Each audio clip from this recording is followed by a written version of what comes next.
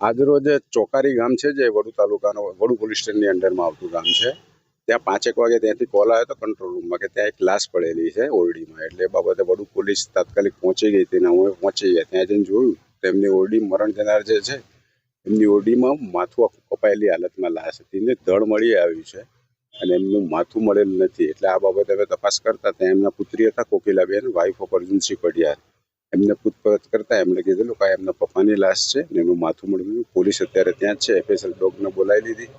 ત્યાં તપાસ ચાલુ છે. પ્રાથમિક તપાસમાં એવું લાગે છે કે આખા એમની બોડીનું વિઝિટ કરતા એવું લાગ્યું છે કે ગળું કોઈ તીક્ષ્ણ હથિયારથી આખું કાપી જ નાખેલું છે અને આજુબાજુમાં ક્યાંય મળી આવ્યું નથી ને ચારે બાજુ જુવારનું વાવેતર કરેલું છે. જુવાર 6 ફૂટ ઊંચી છે. રાત્રિના સમયે અંદર અત્યારે શોધખોળ એલસીબી કરી રહી છે. ડોગ સ્કોડની મદદથી આગળનું નિકાલ થઈ જશે. કઈ ટીમો છે તે જોતરાઈ છે? અત્યારે વડુ તાલુકાની પોલીસની ટીમ છે, તેમજ એલસીબી છે, એસઓજી છે અને પેરોલ ફલોની ટીમો જોડાઈ ગઈ છે.